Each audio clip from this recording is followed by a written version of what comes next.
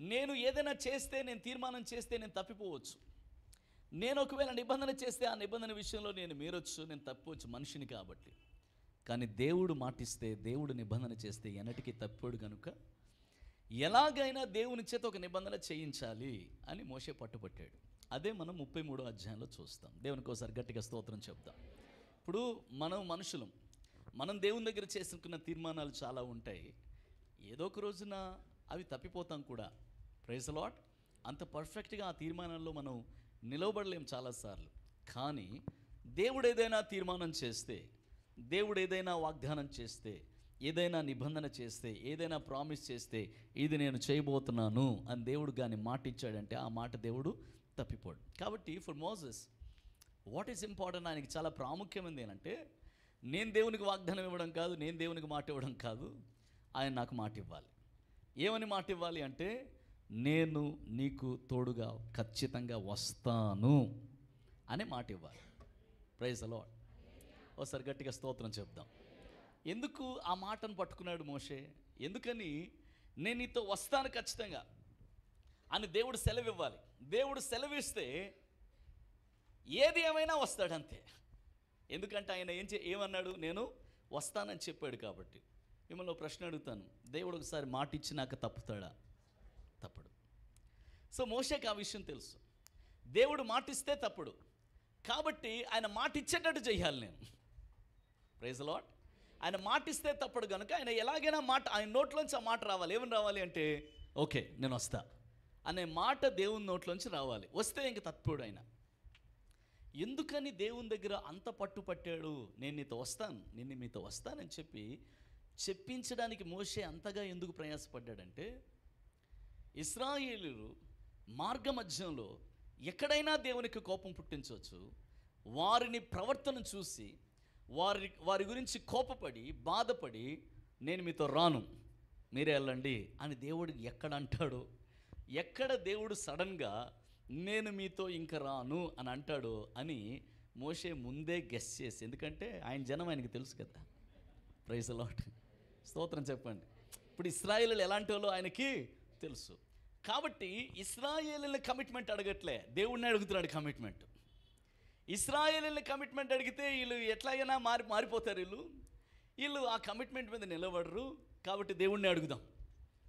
దేవుడే ప్రజలకు కమిట్ అవ్వాలి. ఏమని కమిట్ అవ్వాలంటే, ఈ ఇశ్రాయేలు జనాంగంతో పాటు నేను వస్తాను అని మాట ఇవ్వాలి.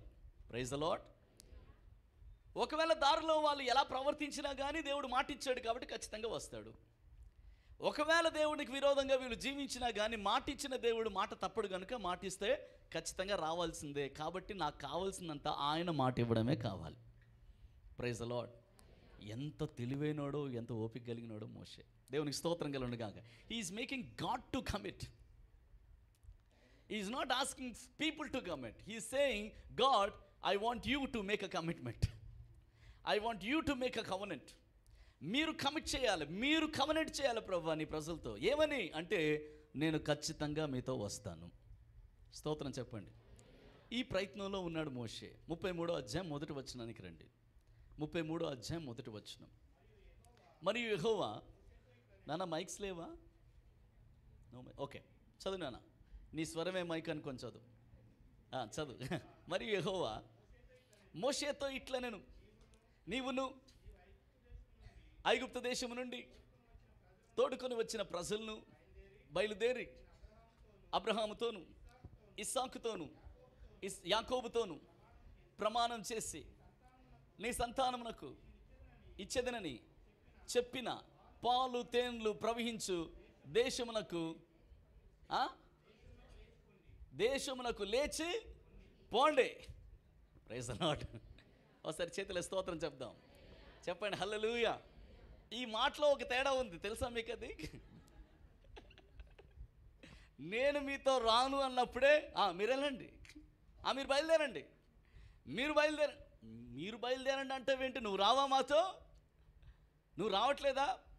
మనం పదండి, మనం వెళ్దాం పదండి అనడం వేరు, మీరు పోండి అని అనడం వేరు. ఇక్కడ దేవుడు, నేను ప్రజలకు వాగ్దానం చేశాను, ఆ దేశాన్ని ఇస్తానన్నాను, అయితే ఈ ప్రజలందరినీ తీసుకొని మీరు ఇక్కడి నుంచి లేచి పోండి అన్నాడు. స్తోత్రం చెప్పండి, చెప్పండి హల్లెలూయా. అంటే అర్థం ఏంటి? నేను వస్తానన్నా రానన్నా? ఆ తర్వాత మాట కూడా చదువునాను, అర్థమవుతుంది. నేను ముందుగా దూతను పంపి, చూసారా, మీరు వెళ్ళండి అంటున్నాడు.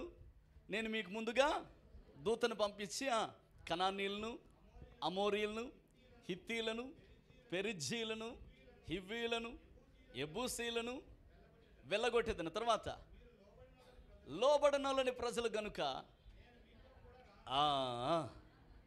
ఇప్పుడు వచ్చాడు పాయింట్కి. స్తోత్రం చెప్పండి, చెప్పండి హల్లెలూయా. చూస్తారా, మీకు అర్థమవుతుందా? మీరు లేచి వెళ్ళండి, మీకు ముందుగా దూతను పంపిస్తాను, మీరు బయలుదేరండి, మీరు లేవండి, ఇంకా బయలుదేరండి, ఇంకా. Praise the Lord. స్తోత్రం చెప్పండి. ప్రభా మరి బయలుదేరమంటున్నావు, ఏంటి సంగతి అంటే, మీకు ముందుగా దూతను పంపిస్తాను. ఆ మోషే ఉన్న స్థలంలో మనం ఉంటే, దేవా నీ నామానికి స్తోత్రం, నువ్వు రాకపోవడమే మంచిది. నువ్వు వస్తే చాలా తేడాలు వస్తాయి. దారిలో అక్కడక్కడ సీరియల్ చూస్తుంటాం, అక్కడక్కడ సినిమాలు చూస్తుంటాం, అక్కడక్కడ అది చేస్తాం, ఇది చేస్తాం. దారిలో అక్కడక్కడ ఏవన్నా నీకు విరోధంగా మేము ఏదైనా చేస్తాం. ఎందుకు వచ్చింది గొడవ నీతో మాకు? నువ్వు రాకలే, నువ్వు అక్కడే ఉండు. ఏం పంపిస్తానన్నాడు దేవుడు? దూతను పంపిస్తానన్నావు కదా, ఆ దూతను ఏదో కొంచెం బలమైన దూతను పంపించిన ఆయన చాలు. దూతను పంపిస్తే చాలు, మాకు ఇంకేం అక్కర్లేదు. ఎందుకంటే మా గోల్ ఏంటి? నువ్వు రావడం మా గోల్ కాదు. మా గోల్ ఏంటంటే, మేము వాగ్దాన దేశం చేరడం మా గోల్. Praise the lord. ఏంటి ఇంత సైలెంట్గా ఉన్నారు మీరు? దేవునికి స్తోత్రం చెప్పండి. ఇశ్రాయేలులకేమో మేము వాగ్దాన దేశం చేరడం మా గోల్ అని వాళ్ళకుంటే, మోషే నేను రాను, ఎందుకంటే మీరు లోబడనని ప్రజలు, మీరు ఎక్కడో ఒక చోట మీరు నాకు కోపం పుట్టిస్తారు. కోపం పుట్టిస్తే నేను మీ మధ్యలోనికి వచ్చానా, నేను మిమ్మల్ని సంహరిస్తాను. కాబట్టి నేను రాను. మీకు కావాలంటే ఒక దూతను పంపించి మీ ముందు నుంచి ఆ 7 జనాంగాల్ని వెళ్ళగొడతాను. అంత చాలు ప్రభువా, నువ్వు రాక్కర్లేదులే అని వీళ్ళు అనాలి. వాళ్ళు అలాగ అనలేదు. మోషే దానికి ఒప్పుకోలేదు. స్తోత్రం చెప్పండి. మోషే ఏమన్నాడో తెలుసా? నీ దూత వద్దు, ఆ కనానీయులు, పెరిజ్జీలు వాళ్ళని నిలగొడతా, వీళ్ళని నిలగొడతా, దారంతా మీకు మన్నా ఇస్తా, ఇవన్నీ వద్దు ప్రభువా, ఇవన్నీ కాదు. మాకు కావాల్సింది నువ్వు మాతో రావాలి. ఈ మాట అర్థమైందన్న వారి చేతులు ఎత్తి స్తోత్రం చెప్పాలి. బిగ్గరగా స్తోత్రం చెప్దాం. నువ్వు మాతో రావాలి. You have to come. దేవునికి ఒకసారి గట్టిగా స్తోత్రం చెప్దాం. ఎవరు రావాలంటున్నాడు? నేను దూతను పంపిస్తానయ్యా. ఏ దూత వద్దు ప్రభా, నువ్వు మాతో రావాలి. దేవునికి స్తోత్రం. మీ ముందు నీ శత్రువులందరినీ వెళ్ళగొడతాను, గొప్ప విజయం ఇస్తాను. ఏం అక్కర్లేదు నాయన, ఏమీ అక్కర్లేదు. నువ్వు మాతో వస్తావని మాటివ్వు, అంతవరకు మేము 1 ఇంచు కూడా ఇక్కడి నుంచి కదలం అని నడుస్తున్న ఇశ్రాయేలీల్ని మోషే ఆపేశాడు. Praise the Lord. అక్కడి నుంచి మోషేకి, ఈయనకి, దేవునికి మోషేకి చాలాసేపు, చాలా రోజులు డిబేట్ జరుగుతూ వచ్చింది. ఒకే ప్రశ్న, నువ్వు రావాలి ప్రభువా. నేను రానయ్యా మోషే, నీకు తెలియదు, వాళ్ళు మూర్ఖమైన జనం, సడన్గా నాకు కోపం వస్తుంది, నేను చంపేస్తాను వాళ్ళని. ఆయన రావాలి ప్రభువా. స్తోత్రం చెప్పండి. నువ్వు ఒక్క మాట ఇవ్వు నాయన చాలు, నేను మీతో వస్తానని ఒక్క మాట ఇవ్వు చాలు. ఒక మాట ఇస్తే చాలు ప్రభువా. నువ్వు ఒక మాట ఇచ్చావు అనుకో చాలు, అప్పుడు నేను బయలుదేరుతాను. నువ్వు మాట ఇవ్వకపోతే నేను బయలుదేరను. చెప్తున్నాను కదయ్యా దూతను పంపిస్తానని. ఏ దూత వద్దు ప్రభువా, నువ్వు మాట ఇవ్వాలి. ఏమని మాట ఇవ్వాలి? నేను నీతో పాటు వస్తున్నాను పద. ఈ మాట ఇచ్చే వరకు మోషే ఒప్పుకోలేదు. ఒకసారి గట్టిగా స్తోత్రం చెప్దాం, బిగ్గరగా స్తోత్రం చెప్దాం. ఒకసారి మీ పక్కోళ్ళకి షేక్ అండి, చెప్పండి, దేవుడు ఇచ్చే వాటికంటే దేవుడే నీకు ముఖ్యం. Praise the Lord. ఈరోజు ఒక మంచి సత్యం విన్నాం అన్నవారు ఒకసారి గట్టిగా చప్పట్లు కొట్టి స్తోత్రం చెప్తాం.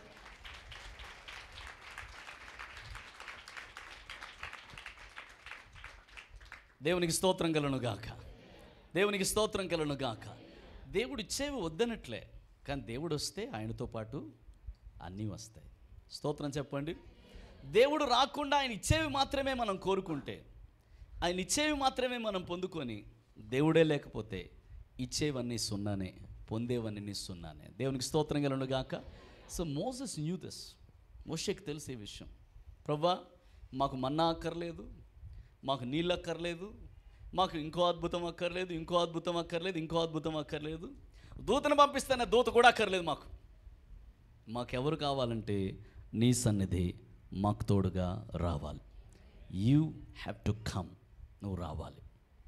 ప్రైజ్ ద లార్డ్ అని దేవుని చేత నిబంధన చేయించే వరకు మోషే ఊరుకోలేదు. Praise the Lord. ఇప్పుడు షార్ట్కట్లో వద్దాం. నిర్గమకాండం 33 రండి.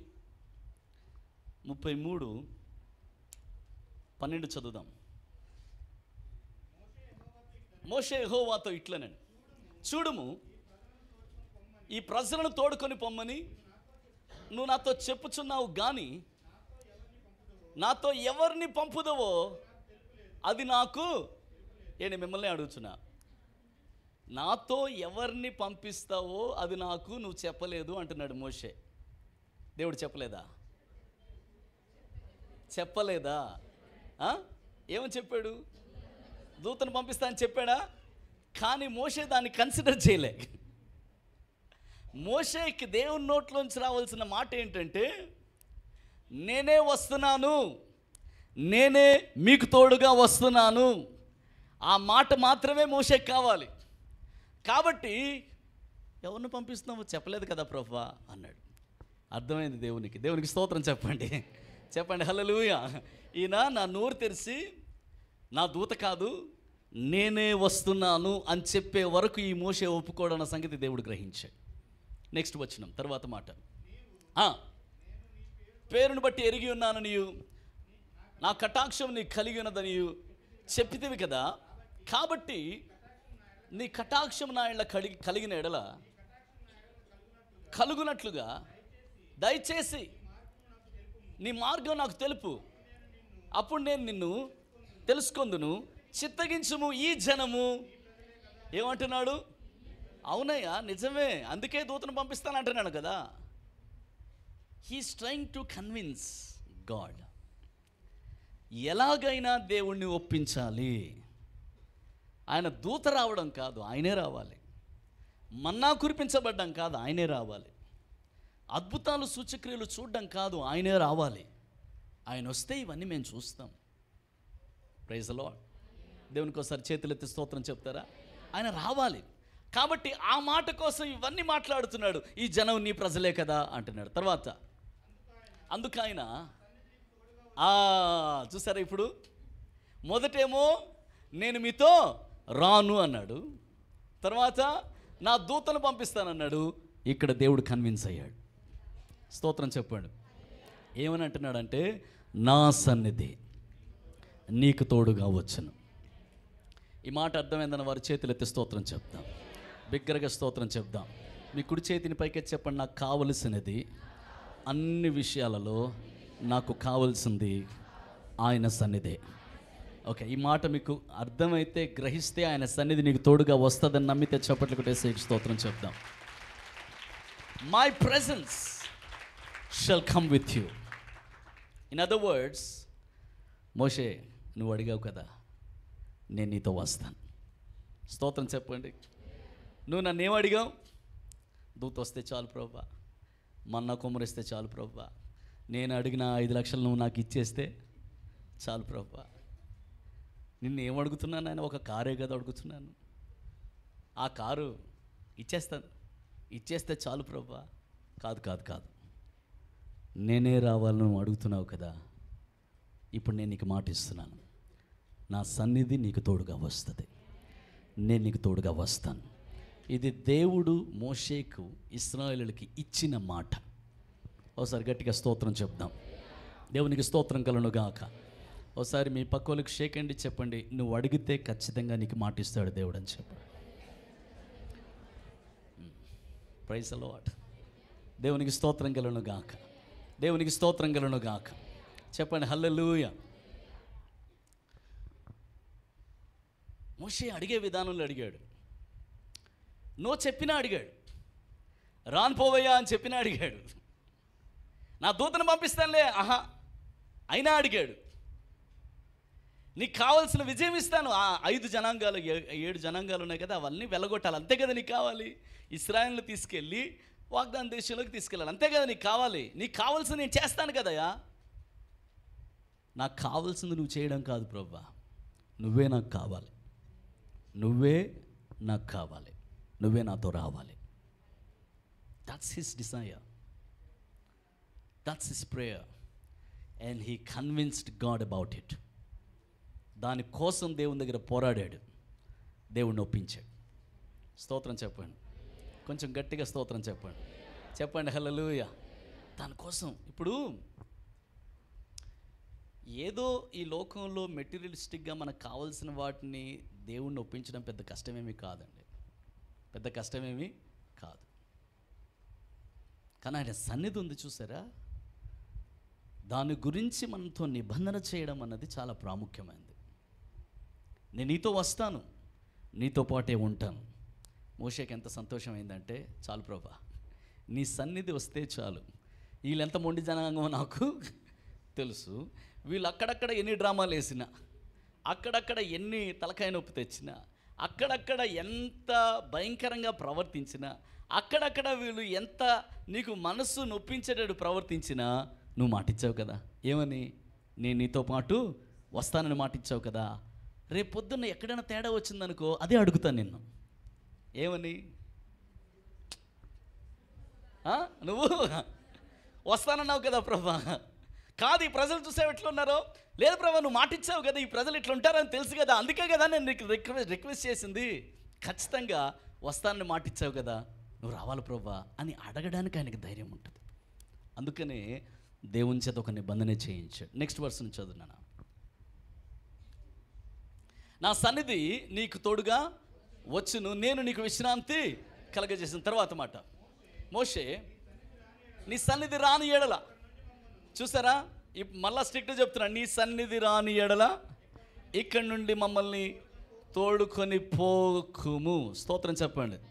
ఇక్కడి నుంచి మేము ఒక ఇంచ్ అయినా కదలం, నువ్వు సన్నిధి రాకపోతే ఇక్కడి నుంచి మమ్మల్ని తోడుకొని వెళ్ళొద్దు. ఇది దేవునికి మోషే పెడుతున్న condition. Praise the Lord. In other words ఆయన ఏమన్నాడు తెలుసా? వాగ్దాన దేశం వద్దు, ఏదొద్దు, ఏదొద్దు మాకు. నువ్వు వస్తానంటే మేము అక్కడికి వెళ్తాం, నువ్వు రానంటే మాత్రం మాకు ఆ వాగ్దాన దేశం కూడా అక్కర్లే, మాకు అది కూడా అక్కర్లేదు, మేము అస్సలు కదలం. ఎంతమంది ఉంటారంటే ఇలాగా? Praise the Lord. స్తోత్రం చెప్తారా? ఎవరుంటారు ఇట్లా? దేవుడు మరలా మాట ఇచ్చాడు. చదువుదాం తర్వాత మాట. నా ఎడలను, నీ ప్రజల ఎడలను నీ కటాక్షం కలిగినదని దేనివల్ల తెలియబడును? చూసారా, నీవు మాతో వచ్చుట వలననే కదా. అంటే నువ్వు మాతో వస్తున్నావంటే నువ్వు మా పట్ల ఏం చూపించావు? కటాక్షం చూపించావు, కనికరం చూపించావని ప్రజలందరికీ ఎలా తెలుస్తుంది అంటే నువ్వు మాతో రావడం బట్టే. Praise the Lord.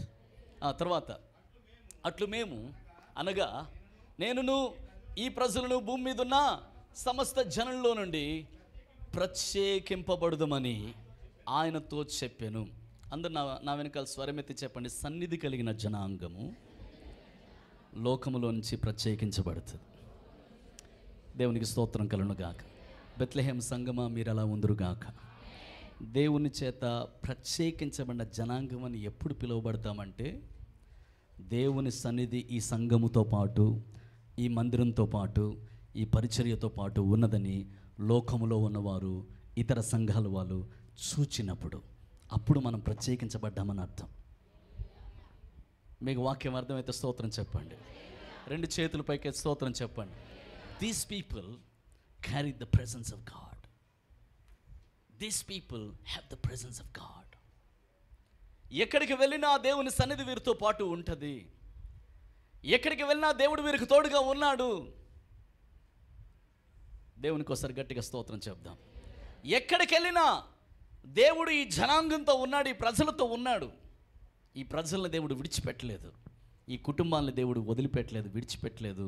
ఆయన సన్నిధి వీరికి దగ్గరగా ఉందని లోకము చూడడమే మనం దేవుని దగ్గర నుంచి కటాక్షం పొందడం. దేవునికి స్తోత్రం కలుగును గాక.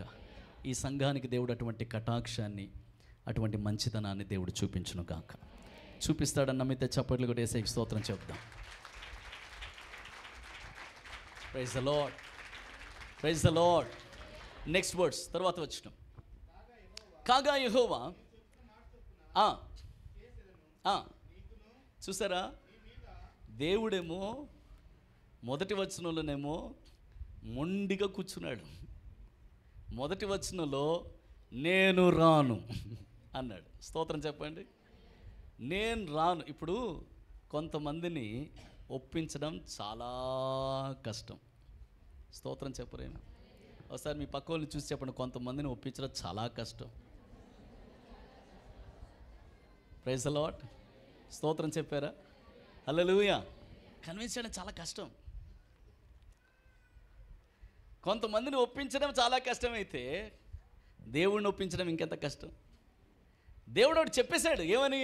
నేను రాను. మీ ఇంట్లో ఎవరైనా పెద్దోళ్ళు నేను రాను మీరు పడే అన్నారనుకోండి, పిల్లలు ఏం మాట్లాడుకుంటారు? రే రానన్నాడు కదా, ఇంకా ఆయన ఒప్పుకోడు రా బాబు, ఆయన ఒప్పుకోడు. మన పిల్లలు ఏదో చెప్తారు, ఆయన సీతయ్యరా అని, ఆయన ఒప్పుకోడు అంతే. ఎవరి మాట ఇంకా ఆయన అన్నాడు నేను రానన్నాడంటే రానంతే. ఒప్పుకోడు రా బాబు, మేము ఎంత ట్రై చేసినా ఒప్పుకోడు రా బాబు, వద్దులే అని వదిలేస్తారు. మోషే వదలలేదు. మోషే చూసి నేను రాను అంటే, రావా ప్రభా, సర్లే నాయన అనలే. వస్తాను అని చెప్పే వరకు మోషే వదలలేదు. నేను నీతో పాటు వస్తాను, నీతో పాటు నేను వస్తాను. ఏం రాస్తుంది? నీవు చెప్పినా మాట చొప్పున చేసేదను, నీ మీద నాకేం కలిగింది అంటే, మోషే నువ్వు అడిగిన విధానంతో ఈ బండ ప్రజలు, ఈ మొండి ప్రజలు, ఇదిగో వీళ్ళున్నారు చూసావా, వీళ్ళ మీద నాకు ఎంత కోపం ఉన్నా, ఒకవేళ సడన్గా ఎక్కడ నాకు కోపం వస్తుంది అనిపించినా కూడా, నువ్వు అడిగిన విధానం ఉంది చూసావా, యూ కన్విన్స్డ్ మీ. అందుకని నీ మాట చొప్పున నేను చేస్తాను మోషే. స్తోత్రం చెప్పండి, చేతులు చెప్పండి. హల్లెలూయా. అంటే దేవుణ్ణి ఒప్పించగలిగేటట్టు మాట్లాడాడు ఈయన. రాను నేను, మీరే వెళ్ళండి, లేచి ఇక్కడి నుంచి బయలుదేరండి అన్న దేవుణ్ణి ఒప్పించాడు.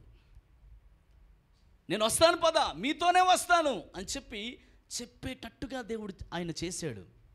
ఎంత గొప్ప వ్యక్తి అండి నా. Praise the Lord. ఒకసారి చేతులెత్తి స్తోత్రం చెప్దాం. అటువంటి కటాక్షం మనకు కూడా దొరుకును గాక. దేవునికి ఒకసారి గట్టిగా స్తోత్రం చెప్దాం. నువ్వు చెప్పిన మాట చొప్పున చేసేదను, నీ మీద ఎవరికి కలిగిందంట? నాకు కటాక్షం కలిగింది, నీ పేరును బట్టి నిన్ను ఎరుగుదునని మోషేతో చెప్పగా, తర్వాత అతడు ఇంకో స్టెప్ ఎక్కేసాడు. ఇప్పుడు మోషే ఆయన అంటున్నాడు చూడండి, ఫస్ట్ ఏమో నువ్వు రావాలి అన్నాడు కదా, రావాలి అన్నాడు. దేవుడు ఒప్పుకున్నాడు. ఒప్పుకోగానే ఇమ్మీడియట్గా ఇదేదో కరెక్ట్గా పనిచేస్తుందిరా. దేవుడు రానన్నవాడు, మీరు లేచి వెళ్ళండి అన్నవాడు, దూతనే పంపిస్తాను, నేను మీతో రాను అన్నవాడు ఏమన్నాడు? నా సన్నిధి తోడుగా వస్తుంది, నీ మాట చొప్పునే నేను చేస్తాను మోషే అని ఎప్పుడైతే ఒప్పుకున్నాడో, ఒప్పుకోగానే ఇంకొక లెవెల్ దాటి, ప్రభా నీ సన్నిధే కాదు, నీ మహిమంతా నాకు కనబడాలి ప్రభా అన్నాడు. స్తోత్రం చెప్పండి. రెండు చేతుల పైకి స్తోత్రం చెప్పండి. నీ మహిమ నాకు కనబడాలి ప్రభా, నీ మహిమ నాకు చూపించు ప్రభా అన్నాడు. Praise the lord. మీ పక్క వాళ్ళకి షేక్ హ్యాండ్ ఇచ్చి చెప్పండి, దేవుడిని ఏదైనా అడగాలంటే తగ్గింపు కావాలి, ధైర్యం కావాలి. ఏమేమి కావాలి చెప్పండి? తగ్గింపు కావాలి, ధైర్యం కావాలి. Praise the Lord. హల్లెలూయా. తగ్గింపు కావాలి, అలాగే ధైర్యం కావాలి. అడిగితే ఆయన మనసు కఠినమైంది కాదు, ఆయన కటాక్షం కలిగిన దేవుడు. నేను మీకు ఇంకా కొత్త నిబంధనలను చూపేయట్లే, పాత నిబంధనలోంచే దేవుని మనసు ఎట్లాంటిదో చూపిస్తున్నాను, దేవుని హృదయం ఎలాంటిదో చూపిస్తున్నాను. దేవునికి స్తోత్రం చెప్పండి. చాలామందికి పాత నిబంధనలో దేవుడు ఎలా కనబడతాడు తెలుసా? నాకైతే ఎప్పుడు అలా కనపడలే.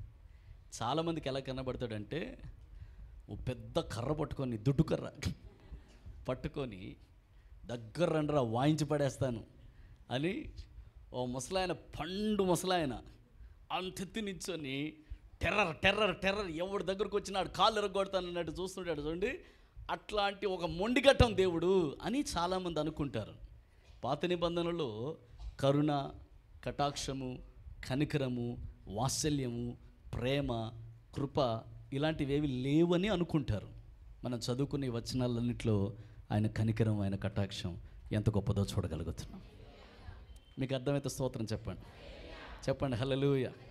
మీ పక్క వాళ్ళకి షేక్ హ్యాండ్ ఇచ్చి, నీ దేవుడు నీకు అర్థమైతే నువ్వు ఇలా ఉండవని చెప్పండి.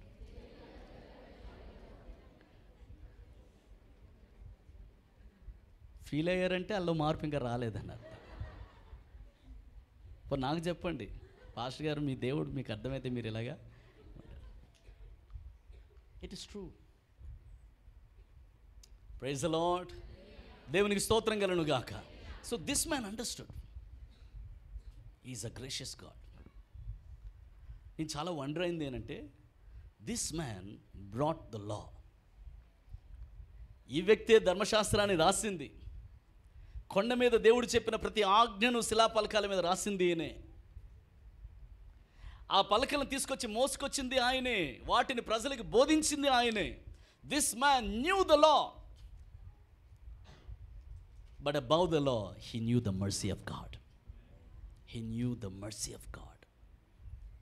దేవుని ధర్మశాస్త్రం అంతా ఎరిగిన వాడైనా, బోధించిన వాడైనా ఆయనకు తెలుసు, నా దేవుడు కనికరం కలిగిన దేవుడు, నా దేవుడు కటాక్షం కలిగిన దేవుడు, నా దేవుడు మంచి దేవుడు, నా దేవుడు ఆజ్ఞలనైనా కట్టడలనైనా ధర్మశాస్త్రమునైనా మీరి కనికరం చూపించగలిగిన దేవుడు నా దేవుడు అని ఆయన గ్రహించగలిగాడు.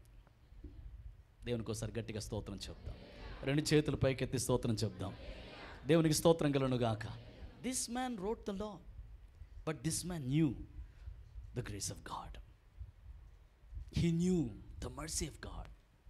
He understood my God is merciful God. So చదువుదాం నెక్స్ట్ వచనం. ఇక్కడ ఒకసారి ఆయన ఏం ప్రశ్న అడిగాడు చెప్పండి. దయచేసి నీ మహిమను నాకు చూపుము, నీ మహిమను నాకు చూపుము. ఏమడిగాడు మోషే చెప్పండి. నీ ఫస్ట్ ఏమో సన్నిధి అడిగాడు, ఇస్తానన్నాడు. ఓకే, ఇప్పుడేం అడుగుతున్నాడు? నీ మహిమను చూపించు అన్నాడు. మహిమను చూపించు అంటే ఇప్పుడు దేవుడు ఏం చెప్పాలి? అన్నా మీ పెన్ ఇవ్వండి అన్న అడిగాను అనుకోండి, ఆయన ఏమి ఇవ్వాలి? అంతే కదండి. అమ్మ మా ఇంట్లో గ్యాస్ సిలిండర్ అయిపోయింది, ఒక సిలిండర్ పంపించంటే ఏం పంపించాలి? ఓకే, మీకు ఇలాంటివి చెప్తే కానీ ప్రైజ్ ద లార్డ్. ఓకే, ఇప్పుడు ఆయన ఏమడిగాడు? నీ మహిమను నాకు చూపించు అన్నాడు. మోషే ఏమడుగుతున్నాడు దేవుడిని? నీ మహిమ నాకు చూపించాలి, నీ మహిమ నేను నాకు కనబడాలి ప్రభు అంటే, దేవుడు సరే నా మహిమ నీకు చూపిస్తానన్నాడా? లేదు. ఏమంటున్నాడు? నా మంచితనమంతయు నీ ఎదుట కనపరిచెదను. ఎక్కడో గ్రామటికల్ మిస్టేకు, లేకపోతే ఎక్కడో దేవునికి సరిగ్గా మోసెస్ యొక్క ఫ్రీక్వెన్సీ అర్థం కావట్లేదు, ఎక్కడో మోషే డైలాగులు దేవునికి అర్థం కాకనో, దేవుని మోషేకి అర్థం కాకనో, ఏదో సెట్ కావట్లే మొత్తానికి. ఎందుకంటే ఆయన ఏమడిగాడు, ఈయనేం చెప్తున్నాడు? నీ మహిమను చూపించు ప్రభు అంటే దేవుడు ఏం చెప్పాలి జవాబు? ఇప్పుడు నీ మహిమను నాకు చూపించు, మహిమ అనగా అర్థమేమి అని మీకు క్వశ్చన్ వచ్చిందనుకోండి, మీరు రాసేటప్పుడు ఏం రావాలి? మహిమ అనగా అని మొదలెట్టాలి. లేకపోతే ఆ క్వశ్చన్ ఫెయిల్ అయినట్టే అర్థం. Yes or no. కానీ దేవుడు ఇక్కడ సంబంధం లేకుండా మాట్లాడుతున్నాడు. నీ మహిమను నాకు చూపించు అని మోషే అడిగితే, నా మహిమను నీకు చూపిస్తాను అనట్లేదు దేవుడు. ఏమంటున్నాడు? నా మంచితనమంతా నీ ఎదుట కనపరుస్తాను. ఇంకో మాటలో చెప్పాలంటే మోషే మహిమ అంటే ఏంటో తెలుసా? నా మంచితనమే. మన దేవుడు మంచి దేవుడు. ఒకసారి గట్టిగా చప్పట్లు కూడా వేసే స్తోత్రం చెప్పు. గట్టిగా చప్పట్లు కూడా స్తోత్రం చెప్పు.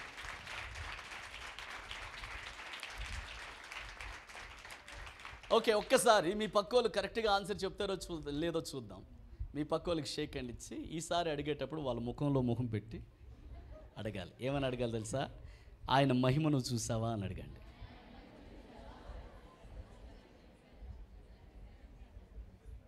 వాళ్ళు ఏం జవాబు చెప్పారు?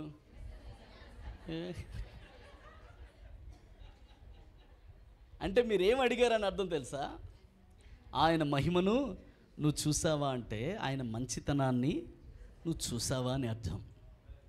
దేవునికి స్తోత్రం కలుగును గాక. Have you seen his glory? Yes, I have seen his goodness. I have seen his goodness.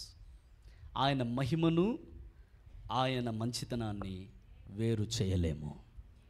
Inseparable, inseparable. God's glory is God's goodness. ఈ సంవత్సరం అంతట్లో ఆయన మంచితనాన్ని మనం అనుభవించామన్నవారు ఒకసారి గట్టిగా స్తోత్రం చెప్తాం. ఈ సంవత్సరమే కాదు, తల్లి గర్భమును పుట్టిన దినం మొదలుకొని ఈ దినం వరకు ఆయన మంచితనాన్ని అనుభవించామన్నవారు స్తోత్రం చెప్తాం. You have been experiencing the goodness of God, the goodness of God. ఆయన మంచితనం గురించి మాట్లాడాలంటే యుగాలు సరిపోవు, సమయం చాలదు. దేవుడు అంత మంచివాడు, టూ గుడ్. ఎంత మంచోడు దేవుడు అంటే మనము నమ్మలేనంత మంచోడు. అవునా, అంత మంచోడా, నాకైతే నమ్మకం కలగట్లేదు అన్నంతగా మంచోడు దేవుడు. మన నమ్మకానికి మించిన మంచితనం ఆయనకుంది. అంత మంచి దేవుడు ఆయన. The devil always portrays that God is a bad God. దేవుడు మంచోడు కాదు, మీరు దేవతల వలె ఉండడం ఆయనకి ఇష్టము లేదు, అందుకనే ఆ ఫలం ఈ టాపిక్లోనే ఉన్నారా, ఎటో పోయారా? ఓకే, నేను అడుగుతున్నా మిమ్మల్ని, ఆ ఫలం తినడం మీరు తినొద్దని ఎందుకు చెప్పాడు? మీరు దేవతల వలె కనబడ్డం ఆయనకి అంటే దేవుడు మంచోడు కాదు. ఆయనకి స్వార్థం ఉంది. ఏం స్వార్థం? ఆయనలాగా మీరు ఉండాలని ఆయనకి ఇష్టం లేదు. అదే కదా సైతాన్ చెప్పింది, ఆయనలాగా మీరు ఉండాలని ఆయనకి ఇష్టం లేదు. సైతాన్ ఎక్కడ మిస్ అయ్యాడంటే, ఆయనలాగా వాళ్ళు ఉండాల్సిన అవసరం లేదు, ఆల్రెడీ ఆయనలాగే వారిని తయారు చేశాడు. ఆయన పోలిక యందును ఆయన స్వరూపమందును వారు సృజించబడిరి. దేవునికి స్తోత్రం కలుగును గాక. So the devil always misrepresents God. సైతాన్ ఎప్పుడు ఇది ఎందుకు నీకు జరిగింది తెలుసా? దేవుడు మంచోడు కాదు, అందుకే ఇలా జరిగింది. నీ తల్లి ఎందుకు చనిపోయింది? దేవుడు మంచోడు కాదు, అందుకే చనిపోయింది. చిన్నప్పటి నుంచి నీ తండ్రి లేకుండా ఎందుకున్నావు? దేవుడు దేవుడు దేవుడు అంటున్నావు చూడు, ఆయనలో మంచితనం లేదు. మంచితనం ఉంటే ఎందుకు చంపేస్తాడు? ఎందుకు పలానా చోట నీకు యాక్సిడెంట్ అయింది? ఎందుకు పలానా ఎగ్జామ్ నువ్వు ఫెయిల్ అయ్యావు? ఎందుకు పలానా ఉద్యోగం నీకు దొరకలేదు? ఎందుకు నువ్వు ఎన్ని అడుగుతున్నా దేవుని కార్యాలు జరగట్లేదు? ఎందుకు జరగట్లేదు అంటే, ఏమో దేవుళ్ళలో అంత మంచితనం అనుకున్నంత మంచితనం లేదు నీ పట్ల. దేవుడు కోపమే చూపిస్తున్నాడు కానీ, కఠినమే చూపిస్తున్నాడు కానీ, నీ పట్ల ఆయన మంచివాడు కాదు అని మిస్రిప్రజెంట్ చేస్తాడు సైతాన్. ఈరోజు దేవుని సేవకుడిగా మీ ముందు దేవుని వాక్యాన్ని వెతుకుతూ ఉన్నాను. అపవాది చెప్పే ప్రతిదీ అబద్ధమే, ప్రతిదీ అబద్ధమే. దేవుని మాట మాత్రమే సత్యం. ఆయన మంచివాడు, నాకు మంచివాడు, నీకు మంచివాడు, అందరికీ మంచివాడు. యెహోవా అందరి ఎడల ఉపకారి. దేవునికి స్తోత్రం కలుగును గాక. ఒకసారి మీ పక్క వాళ్ళకి షేక్ అండి, చెప్పండి, నువ్వు ఎన్నన్నా చెప్పు నా దేవుడు మంచోడే అని చెప్పండి. చెప్పండి, నువ్వు ఎన్నన్నా చెప్పు నా దేవుడు మంచోడే. Praise the lord. చెప్పండి, ప్రైజ్ ద లార్డ్. మన దేవుడు మంచి దేవుడు. రొంబ హల్లెలూయా. మంచివాడు ఆయన, ఎంతో మంచివాడు. But the devil always misrepresents God. మీరు దేవతల వలె ఉండడం ఆయనకి ఇష్టం లేదు. మీ దేవుడు స్వార్థపరుడు, మీ దేవుడు మంచోడు కాదు. ఆయన లోపల కూడా స్వార్థం ఉంది. నువ్వంటే ఆయనకు కుళ్ళు, నువ్వంటే ఆయనకి అసూయ, నువ్వు పైకి రావడం ఆయనకి ఇష్టం లేదు, నువ్వు బాగుడ్డం ఆయనకి ఇష్టం లేదు. ఏ చిన్నది జరిగినా ఇమ్మీడియట్గా దాన్ని వాడుకొని సైతాను మిస్రిప్రజెంట్ చేస్తాడు, దేవుణ్ణి మిస్రిప్రజెంట్ చేస్తాడు. అదే వాని గోల్. మనం గ్రహించాల్సిన సత్యం, మోషే నా మంచితనమంతా నీ ఎదురుగా కనపరుస్తాను, అది నువ్వు చూస్తే నా మహిమను చూసినట్లే. I'm a good God, I'm a good God and you will see my goodness. నీవు నా మంచితనం అంతా చూస్తావు. ఒకసారి స్తోత్రం చెప్దాం. సైతాను కూడా అప్పుడప్పుడు సత్యాలు చెప్తాడన్నా అన్నవారు ఒకసారి స్తోత్రం చెప్పండి. ఆహా, ఓకే, అందుకే నమ్ముతున్నారు ఇది నిజమా అని వాడు అనగానే నిజమేనేమో. ఒకసారి విశాఖపట్నంలో ఒక క్యాన్సర్ అబ్బాయి కోసం ప్రార్థన చేయడానికి వెళ్ళాను. వాడి పేరు డానీ. వాడి కోసం ప్రార్థన చేయడానికి వాడు నా ఫ్రెండ్, మదిలిపాలెం ఆ ఏరియాలో ఉంటాడు. ప్రార్థన చేయడానికి వాళ్ళ ఇంట్లోకి వెళ్ళాను. రెగ్యులర్గా వెళ్తుంటాను నేను, ఎందుకంటే వాడిని ఎంకరేజ్ చేసి వాడికి వాక్యం చెప్పి వాడిని ఎంకరేజ్ చేద్దామని రెగ్యులర్గా వెళ్తూ ఉన్నాను. ఒకరోజు అలాగే అలవాటు ప్రకారం వెళ్ళాను. నేను వెళ్ళినప్పుడల్లా వాడికి అసలు లేవలేడు, వాడు మంచం మీద నుంచి లేవలేడు, మొత్తం జుట్టంతా ఊడిపోయింది, సన్నగా అయిపోయాడు, స్కెల్టన్ లాగా అయిపోయాడు, మంచం మీద ఉంటాడు. నేను వెళ్ళినప్పుడల్లా వాడి దగ్గర కూర్చొని వాడి కోసం ప్రార్థన చేసి వాడికి వాక్యం చెప్తాను, అంతే నేను చేసేది. సో అలా ప్రతి వారానికి ఒకసారి అలా ఖచ్చితంగా వెళ్తూ ఉంటాను. ఆ రోజు కూడా అలాగే వెళ్ళా. అలాగే వెళ్ళేసరికి ఇంటి వాళ్ళందరూ చాలా బిజీగా ఉన్నారు. ఏంటంటే వాళ్ళ పాస్టర్ గారు వచ్చారు అక్కడికి. వాళ్ళ పాస్టర్ గారు వచ్చాడు, ఆయన ఫ్రంట్ రూమ్లో కూర్చున్నాడు, వీళ్ళందరూ కూర్చున్నారు. సరే అయ్యగారు వందనాలు అయ్యగారు అని చెప్పి అందరికీ వందనాలు చెప్పి లోపల ఉంటాడు కదా నా ఫ్రెండ్ అని లోపలికి వెళ్ళిపోయాను. లోపలికి వెళ్ళిపోయి కూర్చొని వాడికి వాక్యం చెప్పాను, ప్రార్థన చేశాను. బయట ప్రేయర్ జరిగిందో అదంతా జరుగుతూనే ఉంది, నేను బయటికి రాలే. అయితే నా ప్రార్థన ముగించుకొని బయటకు వచ్చాను. బయటకు వచ్చేలోపు వీళ్ళందరూ నించొని ఉన్నారు, అందరు లైన్గా నించొని ఉన్నారు. పాస్టర్ గారు ఏమో కొబ్బరి నూనె తీసుకుని ఒకరి కోసం ప్రార్థన చేస్తున్నాడు, ప్రేయర్ చేస్తూ ఉన్నాడు. సరే ప్రేయర్ చేస్తున్నారు కదా, డిస్టర్బ్ చేయకూడదని నేనేమో ఆ సైడ్ నించున్నాను. సైడ్ నించుని ఇలాగే చేతులు కట్టుకొని నించున్నాను. ఒకరు కోసం ప్రార్థన చేస్తున్నాడు. ఒక యవనస్తురాలు, ఆమె చేతిలో ఒక బిడ్డను పట్టుకొని ఉంది, అంత హైట్ ఉంటుంది. ఆమె చేతిలో బిడ్డను పట్టుకొని ఉండి ఆయన ప్రార్థన చేస్తుంటే, పక్క ఆమె కోసం ప్రార్థన చేస్తుంటే ఈ బిడ్డను ఇట్లా నలిపేస్తుంది. ఈమె చిన్న బిడ్డ, ఆ బిడ్డను నలిపేస్తుంది. సడన్గా పాస్టర్ గారు చూస్తాడు. పాస్టర్ గారు చూసి, ఏయ్ ఎందుకలా నలిపేస్తున్నావు అని చెప్పి అని ఆమె కోసం ప్రార్థన చేయడం ఆపేసి నూనె రాసి ఈమె కోసం ప్రార్థన చేశాడు. ఈమె తల మీద చేయి పెట్టి ప్రార్థన చేస్తున్నాడు. ప్రార్థన చేస్తుంటే లోపల ఉన్న దయ్యం బయటకు వచ్చింది. చంపేస్తాను దీన్ని అంటుంది, బిడ్డని చంపేస్తానంటుంది. గట్టిగా కేకలేస్తుంది. ఇక నేను వెళ్ళలేకపోయాను, అక్కడే నించొని ఉన్నాను. నించొని లోపల భాషల్లో మాట్లాడుతూ ప్రార్థన చేస్తున్నాను. నేను నించొని ఉన్నాను, చూద్దాం ఏం జరుగుతుందని. ఈ దయ్యం ఆయనతో మాట్లాడుతుంది, ఆయన ఈ దయ్యంతో మాట్లాడుతున్నాడు. ప్రార్థన చేసి దాన్ని వెళ్ళగొడితే పర్వాలేదు, కానీ ఎప్పుడు దయ్యానికి మైక్ ఇచ్చి ఇంటర్వ్యూ చేయకండి. Praise the lord. ఈయన ఏం చేస్తున్నాడంటే, నీ పేరేం పేరు అని అడిగాడు. మామూలుగా అడిగితే ఏదో పేరు చెప్పింది. తర్వాత ఎందుకు వచ్చావు నువ్వు అసలు అని అంటే, దీన్ని చంపేయడానికి వచ్చాను అంటుంది. ఇక వాళ్ళ అమ్మ ఈ బిడ్డను తీసేసుకుంది, చేతిలోంచి తీసేసుకుంది. చంపేస్తాను, ఎట్లాగైనా దీన్ని చంపేస్తాను అంటుంది. ఈ పాస్టర్ గారు ఏం చేస్తాడో చూద్దామని నేను ఆగాను. ఆయన దాన్ని చూసి, నువ్వు ఈ బిడ్డను చంపలేవు అన్నాడు. మంచి మాటే. దేవుడు నాకు అధికారం ఇచ్చాడు అన్నాడు. మంచి మాట అది కూడా. ఇప్పుడే నువ్వు వదిలిపెట్టి పోవాలి అన్నాడు. పోవాలి అని గట్టిగా గద్దిస్తే దయ్యం వెళ్ళిపోతుంది. Praise the lord. కానీ అడగకుండా ప్రశ్న ఇంకోటి అడిగాడు, నువ్వు అసలు ఎక్కడి నుంచి వచ్చావు అన్నాడు. ఎక్కడి నుంచి వచ్చావు అనగానే ఆ దయ్యం చెప్పింది, లోపల ఉన్న దయ్యం చెప్పింది, నువ్వు సెయింట్ జోసెఫ్ కాలేజ్ దాటుతూ చావుల మదం దాటుకొని వచ్చావు కదా, నీ స్కూటర్ ఎక్కి నేను వచ్చాను అన్న.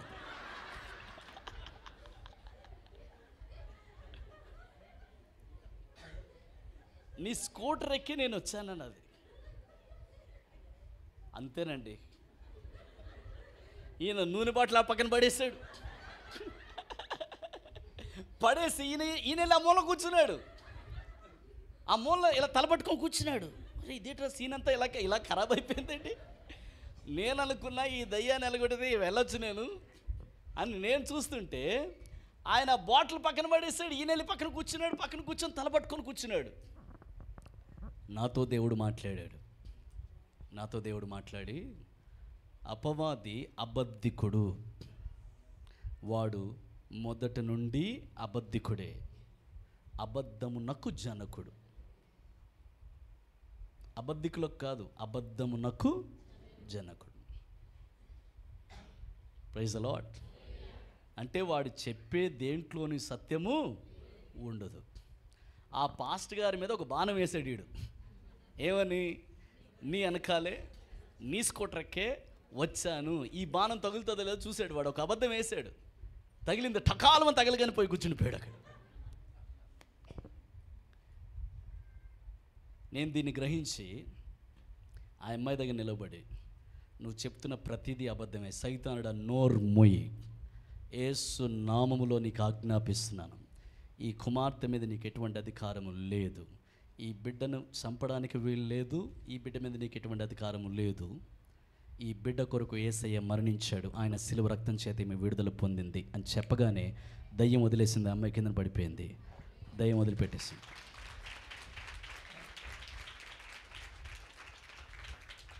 సైతాను నీ ఒపీనియన్కి గడగడలాడు,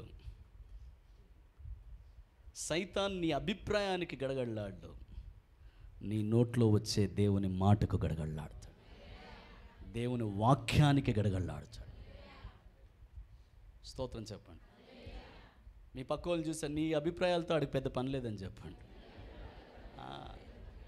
this is my opinion, that is my nothing to do with your opinions, but he will shiver and shake at the name of Jesus, at the living word of the God. దేవుని వాక్యం అంటే వాడు గడగడ వణుకుతాడు. So బిలీవర్స్గా దేవుని గురించి మనం opinions form చేయడం కాదు, దేవుని గురించిన సత్యము ముద్ర వేయబడాలి మన హృదయాల్లో. దేవునికి స్తోత్రం కలుగును గాక. నాకు దేవుని గురించి ఈ ఒపీనియన్ ఉంది, because opinions can change. Opinions can change. Today you have one opinion, tomorrow that opinion can change. రేపొద్దున ఆ అభిప్రాయము మారగలదు. Yes or no? మీ పక్క వాళ్ళని చూసి చెప్పండి, మీరు ప్రాక్టికల్గా చెప్పండి, వాళ్ళకు కూడా అర్థమవుతుంది, మీకు అర్థమవుతుంది. నీ పట్ల ఎప్పుడు నాకు ఒకే అభిప్రాయం లేదని చెప్పండి, అర్థమవుతుంది.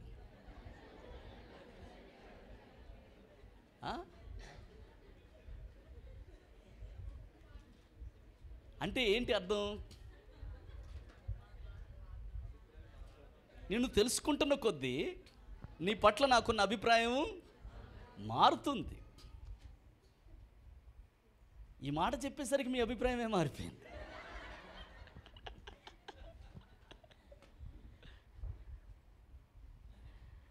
చేతులెత్తి స్తోత్రం చెప్దాం. ఇప్పుడు ఒక వ్యక్తిని ఒక సిట్యువేషన్లో నువ్వు ఒకలా చూస్తావు, అప్పుడు నీకు ఒక ఒపీనియన్ ఫామ్ అవుతుంది ఆ వ్యక్తి గురించి. Yes or no? కానీ ఆ వ్యక్తితో నీకు రిలేషన్ ఉన్నప్పుడు, సంబంధం ఉన్నప్పుడు, ఆ వ్యక్తితో నువ్వు ట్రావెల్ చేస్తున్నప్పుడు మొదట నీకు ఏ ఒపీనియన్ ఉందో ఆ ఒపీనియన్ ఉండదు, ఆ ఒపీనియన్ మారుతుంది. చాలామంది స్నేహితులు, సహోదరులు, అన్నా మిమ్మల్ని గురించి ఫస్ట్లో ఒకలాగా అనుకున్నామన్నా, మీతో ట్రావెల్ చేస్తే మా ఒపీనియన్ మారిపోయింది, మీతో ట్రావెల్ చేసినాక అర్థమైంది మీరంటే ఏంటో. ఎవరి గురించి అయినా ఒపీనియన్స్ అన్నవి మారుతాయి. స్తోత్రం చెప్పండి. వాళ్ళ మాట నన్ను అట్ట చూసారా మీరు అనలేను నేను, because it is a truth. It's a truth that we all must understand that our opinions towards different people will change as we travel with them. We will form good opinions. So opinions can be always changed, but the truth of the word of God can never change. Can never ever change. దేవుని వాక్య సత్యం ఎన్నటికీ మారదు, ఎందుకంటే దేవుడు మార్పు లేని దేవుడు. He was a good God, he is a good God, he will be a good God. That's all. ఈ మాట అర్థమైందని వారు స్తోత్రం చెప్పండి. ఆయన మంచి దేవుడిగా ఉన్నాడు, మంచి దేవుడిగా చూశాను, ఉంటాడు, మంచి దేవునిగా ఉండబోతూ ఉన్నాడు. దేవునికి స్తోత్రం కలుగును గాక. ఆయన ఒకప్పుడు ప్రేమించాడు, ఆయన ప్రేమను నేను చూశాను, ఆయన ప్రేమను ఇప్పుడు అనుభవిస్తున్నాను, తరువాత కూడా ఆయన ప్రేమనే నేను అనుభవిస్తాను. దేవునికి స్తోత్రం కలుగును గాక. ఆయన ఒకప్పుడు కనికరం కలిగిన దేవుడు, ఆయన ఇప్పుడునూ కనికరం కలిగిన దేవుడే, ఎప్పటికీ నీ కనికరం కలిగిన దేవుడే. దేవునికి స్తోత్రం కలుగును గాక. ఆయన ఒకప్పుడు నమ్మకమైన దేవుడు, ఇప్పుడును నమ్మకమైన దేవుడే, ఎప్పటికీ నీ నమ్మకమైన దేవుడే, ఎప్పటికీ నీ నమ్మకమైన దేవుడే. No one can change my perspective about God because I knew him as to be true God. దేవునికి ఒకసారి గట్టిగా స్తోత్రం చెప్దాం, ఒకసారి బిగ్గరగా స్తోత్రం చెప్దాం. హల్లెలూయా. మోషే, నా మహిమను నీకు చూపిస్తాను అని, నీ మహిమ నాకు చూపించు ప్రభువా అంటే, లేదు మోషే, నా మంచితనం అంతా నీకు చూపించేస్తా. Praise the Lord. You will experience all my goodness. ఈరోజు దేవుని సేవకుడిగా నా హృదయపూర్వకంగా మిమ్మల్ని దీవిస్తూ ఉన్నాను. బెత్లెహేం మందిరంలో ఉన్న ప్రతి కుటుంబం దేవుని మంచితనములో కొంత కాదు, అంతా అనుభవించుదురు గాక. The fullness of the goodness of God may you experience in your life. మీ జీవితంలో దేవుని మంచితనం అంతా మీరు అనుభవించుదురు గాక. ఎంత అనుభవించాలంటే ఆ మంచితనంలో మీరు మునిగిపోయి, ఒకప్పుడు నేను దేవుడిని ఇలా అనుకున్నాను, అనుభవించాను, రుచి చూశాను, నాకు అర్థమైంది ఆయన మంచోడు. ఆఖరిగా ఒక్క వచనం చూపించి ప్రార్థన చేస్తాను. దేవునికి స్తోత్రం కలుగును గాక. హల్లెలూయా. గో టు యోబు గ్రంథం.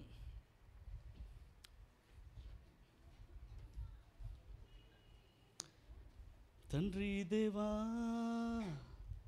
ఆనందమా నీ ఒడిలో నాకు సుఖము. తండ్రి దేవా నా సర్వం నీవయ్యా, నీ ఉంటే నాకు చాలు. దేవునికి స్తోత్రం కలుగును గాక. హల్లెలూయా. ఒక డిస్క్లైమర్, అదేంటంటే, అన్నా నేను అనుభవించిన శ్రమలన్నిటికంటే యోబు అనుభవించిన శ్రమలే ఎక్కువ అని ఒప్పుకుంటే ముందుకెళ్తాను. ఏమంటారు యోబు సిస్టర్స్, యోబు brothers? Praise the Lord. Hallelujah. ఎందుకంటే ఇలాగ పిన్నిస్ గుచ్చుకున్నా శ్రమే, ఎవరైనా తిట్టినా శ్రమే, ఎవరైనా ఏమైనా అన్నా శ్రమే, ఎవరైనా పలకరించినా శ్రమే, పలకరించకపోయినా నాయనా ఈ శ్రమలు తట్టుకోలేకపోతున్నాను ప్రభా, అన్ని శ్రమల్లో వేసేస్తారు లిస్టులో. Praise the lord. సో మిమ్మల్ని ఒక ప్రశ్న నేరుగా అడుగుతున్నాను.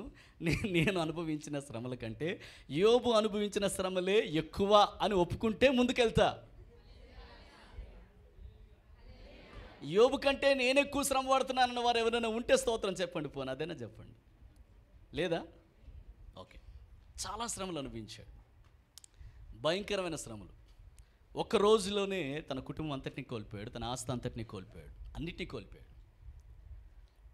అయినా బూడిదలో కూర్చొని యెహోవా ఇచ్చెను, యెహోవా తీసుకునెను, ఆయన నామమునకే స్తుతి కలుగును గాక అని దేవునికి వందనాలు చెల్లించాడు.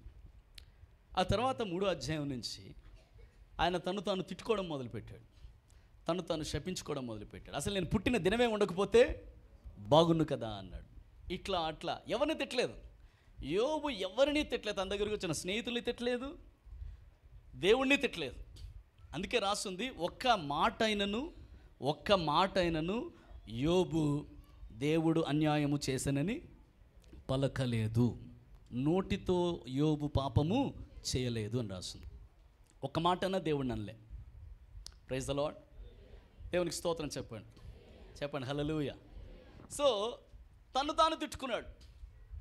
మిమ్మల్ని మీరు తిట్టుకున్నవారు ఎవరైనా ఉన్నారా ఈ మందిరంలో? లేరా? ఉన్నారా? అయితే యోబు చెల్లెలు మీరు. దేవునికి స్తోత్రం హల్లెలూయా.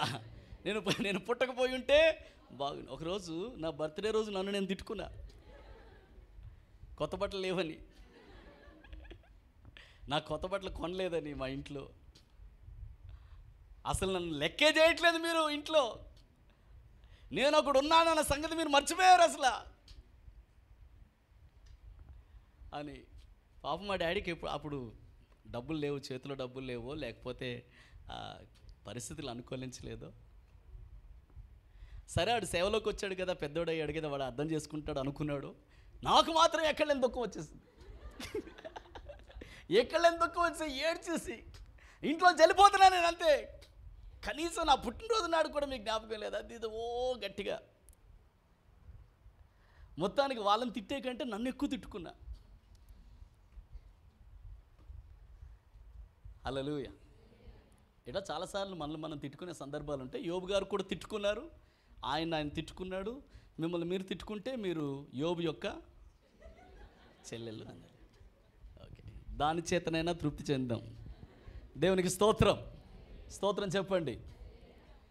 ఓకే, ఇంకెక్కువ సమయం తీసుకోను. ఇక్కడ యోబు దేవుడు అన్యాయం చేశాడని ఏమాత్రం చెప్పలేదు. కుటుంబంలో ఒక్కరు కాదు, అందరు కోల్పోయాడు. ఆస్తి కోల్పోయాడు, అన్నిటినీ కోల్పోయాడు. ఆఖరికి భార్య కూడా ఉమ్మేసి వెళ్ళిపోయింది. అలాంటి పరిస్థితుల్లో యోబు దగ్గరికి స్నేహితులు వచ్చారు, వాళ్ళతో మాట్లాడుతున్నాడు. వాళ్ళు ఆయన్ని కౌన్సిల్ చేయడానికి ప్రయత్నం చేశారు. కానీ వాళ్ళు కౌన్సిల్ చేయడానికి బదులుగా వాళ్ళు గాయపడిన ఈ మనిషిని ఇంకో 4 గాయాలు చేశారు. వాళ్ళే చేసి, నువ్వేదో నీతిమంతుడు అనుకుంటున్నావు, నువ్వేదో గొప్పడు అనుకుంటున్నావు, నువ్వేదో చాలా యథార్థవంతుడు అనుకుంటున్నావు, నువ్వే భక్తిపరుడు అనుకుంటున్నావు, చూడు మరి నువ్వు చేసిన తప్పే, నువ్వు చేసిన పాపమే ఇలాంటి పరిస్థితి నీకు తీసుకొచ్చిందని వాళ్ళు ఏదో బోధ చేశారు. యోబు ఇంకేం చెప్పలేకపోయాడు. చెప్పలేక మౌనంగా ఉన్నాడు. దేవుడు మాట్లాడాడు, తన స్నేహితులతో దేవుడు మాట్లాడి వారిని గద్దించాడు. తర్వాత ఆఖరిగా యోబు నోరు తెరిచి మాట్లాడుతున్నాడు. Praise the Lord. ఎన్నో అధ్యాయం? 42వ అధ్యాయం. Praise the Lord. హల్లెలూయా. 42వ అధ్యాయము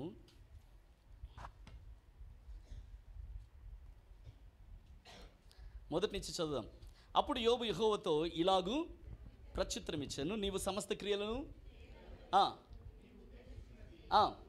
ఏది నిష్ఫలము కానేరుదని నేను ఎప్పుడంట ఇప్పుడు తెలుసుకుంటుని అన్నాడు. తర్వాత నెక్స్ట్, వీడెవడు అలాగున వివేచన లేనివాడిని అయినా నేను ఏమి ఎరుగక. చూసారా, లాస్ట్ చాప్టర్లో this chapter is called chapter of realization. Chapter of realization. నాకు తెలియనివి, నా బుద్ధికి మించిన సంగతులు నేను మాట్లాడాను ప్రభా అన్నాడు. స్తోత్రం చెప్పండి, చెప్పండి, చేతులెత్తి చెప్పండి. ఏమండి, మనం ఎప్పుడన్నా రియలైజేషన్కి వచ్చినప్పుడు ఆ రోజు అలా మాట్లాడకుండా ఉంటే బాగుండు కదా అని అనుకుంటాం. Yes or no?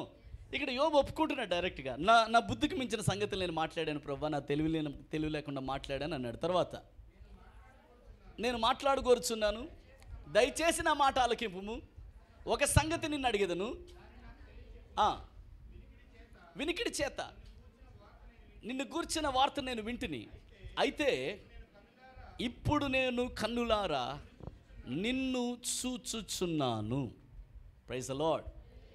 యోబు అంటున్నాడు, నీ గురించి నేను ఒకప్పుడు విన్నాను, ఇప్పుడు నేను కన్నులారా చూస్తున్నాను. ఎక్స్పీరియన్స్ మారిందా లేదా? Praise the lord. ఏమండి, మిమ్మల్ని ఒక జడ్జి గారు కోర్టుకు పిలిచారు. పిలిచి, నీవు ఈ సంఘటన నీ కల్లారా చూసావా అని అడుగుతాడు. Yes or no? నువ్వు సాక్షిగా నిలవబడితే ఈ సంగతి నువ్వు కల్లారా చూసావా అంటే, సార్ నేను చూశాను సార్, ఆయన కత్తి పట్టుకొని ఈమెను 16 సార్లు పడ్డావు, నా కల్లారా చూశాను అంటే, చూసిన దాని ప్రకారమే నువ్వు సాక్ష్యం ఇస్తే దాన్ని బట్టే జడ్జిమెంట్ ఇస్తాడు. Yes or no? ఒకవేళ నువ్వు అక్కడ నిలబడి, చూడలేదు సార్, మా పక్కింటి పొల్లమ్మ చెప్పింది ఇట్లా చేశాడని అని అన్నది అనుకోండి, నువ్వు దిగు ఫస్ట్ అంటాడు. స్తోత్రం చెప్పండి. ఎందుకు? నేను చూడలేదుగా, నేను చెప్పరేమి, విన్నాను నేను. సో వినడానికి, డైరెక్ట్గా చూడడానికి డిఫరెన్స్ ఉంది. యోబు అంటాడు, నిన్ను గురించి నేను విన్నాను ప్రభువా, నిన్ను గురించి విన్నాను, but now my perspective has changed. It has changed. ఒకప్పుడంతా నిన్ను గురించి విన్నా, ఇప్పుడు నేను అనుభవపూర్వకంగా నిన్ను చూశాను. I have seen you. నిన్ను చూశాను ప్రభా. వినే స్థాయి నుంచి చూచే స్థితికి మీరు వచ్చదురుగాక. దేవునికి ఒకసారి గట్టిగా స్తోత్రం చెప్దాం. 2 చేతుల పైకి స్తోత్రం చెప్దాం. సత్యాన్ని నువ్వు వినడం వేరు, ఆ సత్యాన్ని నువ్వు వ్యక్తిగతంగా అనుభవించడం వేరు. వ్యక్తిగతంగా నీలో నువ్వు అనుభవించడం వేరు. విన్నది పెద్ద సాక్ష్యం కాదు, విన్నది స్థిరం అవ్వదు, విన్నది మారొచ్చు. నువ్వు విన్నది ఇంకోలు వింటారు, ఇంకోలు విన్నది ఇంకోలు వింటారు, ఇంకోలు విన్నది ఇంకోలు వింటారు. అలా కాదు. నువ్వు కన్నులారా దేన్ని చూసావో అదే స్థిరం. ఏది నువ్వు చూసావో అదే స్థిరం. యోబు అంటున్నాడు, my spiritual life has changed. నా ఆత్మీయ జీవితం మారిపోయింది ప్రభా. ఎలా మారిందంటే, ఒకప్పుడు నేను విన్న ఆత్మీయ జీవితమే నాకు ఉండింది. విన్నాను. దేవుడు ఇట్లా అంటాడు, దేవుడు అట్లా అంటాడు, దేవుడు అట్లా అంటాడు, దేవుడు ఇట్లా అంటాడు, దేవుడు అట్లా అంటాడు, దేవుడు ఇట్లా అంటాడు అని విన్నాను నేను. కానీ ఈ శ్రమల తర్వాత, ఈ శ్రమల కొల్లోంచి బయటకు వచ్చినాక నేను వినలేదు, నేను కళ్ళారా ఆ దేవుణ్ణి చూశాను. ఇటు అనుభవం మన జీవితంలో కలుగును గాక. ఒకసారి చప్పట్లు కొట్టి, గట్టిగా చప్పట్లు కొట్టి దేవుడిచ్చిన వాక్యంకి స్తోత్రం చెప్తా.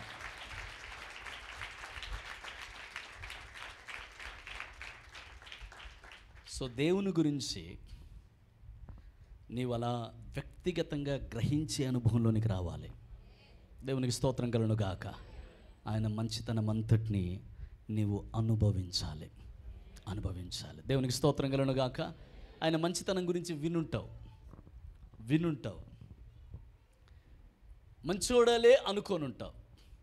కానీ అప్పుడప్పుడు సైతాన్ గాడు వచ్చి, మనుషులు వచ్చి వాళ్ళకున్న పరిస్థితులు చెప్పి, సైతాన్ వచ్చి రకరకాల పరిస్థితులు చెప్పి మంచోడు అంటున్నావు, ఏం మంచోడు అసలు, ఆయన ఎక్కడ మంచోడు అని వాడు పర్స్పెక్టివ్ వాడు ఇస్తాడు.